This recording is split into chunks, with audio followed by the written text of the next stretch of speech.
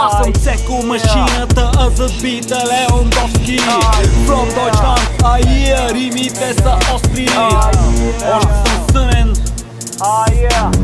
Сънен, чувам шторите се дърпат, нощи пих до камина, докато коните се мърдат, дървен пот на краката ми, спокоен съм, не бързам. Няма и къде, нито съм женен, нито бързан. На кухненския плод забелязвам писмо, до мен е адресирано, то няма до кого. Сам живея вкъщи, нашите са супер богати, имат някакви компании и аз не знам за какво. Чувал съм от тях, че любовта не се купува, аз пък си купувам хора, даже имам си прислуга, карам си колата бясно и не ме интересува. Плащам на чегетата, ако искат да ме заключат. Живея в щатите, докато бащатите препира да внимаваш с парите, че ще стане пъна и ръграм не ми пука. Въобще не ви разбирам, знам само, че съм жив и не ми се умира. Писмото е покана, представяне на проект, оцеляване в нов век, а заглавие ли е? Прочитам ред по ред да видим защо иде реч, но доколкото разбирам ще ме правят нен човек. Човека от писмото разказва за планиране, търси хора с стабилно финансиране. До тук добре, отговарям на критерия и всички знаем, че вече клонират говедата. Искам Уитни Хюстън, мислех си преди да тръгна да ми пее вместо мене вечер, докато се къпя. Джордан е за продан да ми сменя вкъщи кружките, бих платил здраво и вие ще си го купите. Има хляб, май ще вложа, ако извада, за това се преобличам и отивам към колата, тръм към квартала, адреса в GPS-а нямам, но в крайна сметка стигнах до някаква стара сграда. Празно хале, зала, маси и столове, дано си заслужава, че съм с пълни джобове, сядам си спокоен. Идват още 4, засичам ги по търгове, всеки е баралия и подателя пристига с машина прототип. Започва да говори, припряно упорит, света ще се промени с физични закони. Викна у нас, защото имаме милиони. Имаме милиони, викна у нас, имаме милиони, викна у нас, имаме милиони, викна у нас, защото имаме милиони, викна у нас, имаме милиони, имаме милиони, имаме милиони.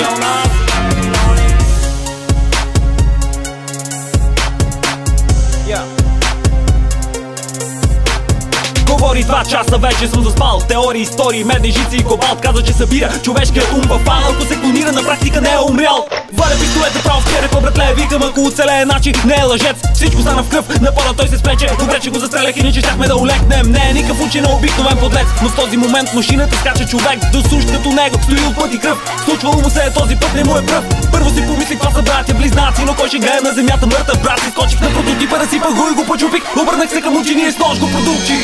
Не можа да изживее младини, на детето си да види първи стъпки, първи дни. Ще се качи горе при своите прадеди. Този път нямаше шанс да се спаси и да се съживи. Искаха другите в тази стая, беше прекалено късно, а аз вече се радвам. Защо го направи и спря цялото човечество, не знаеха, че това щеше да им е попречило. Ако всеки стане безсмъртен, тогава моментално света ни ще бъде свършен. Няма съден и виновен, времето ще спре на часовника, който в момента повем. Ако станеме безсмъртни, банките ще фалират, всичките кредитни карти ще ми блокират. Ако искате такъв живот, парите изхвърляте си и повече няма да бъдете весели. Да паси, ако всеки стане безсмъртен, тогава света ни ще бъде свършен. Няма съден и виновен, даже времето ще спре. Не разбирате ли ме? Ей!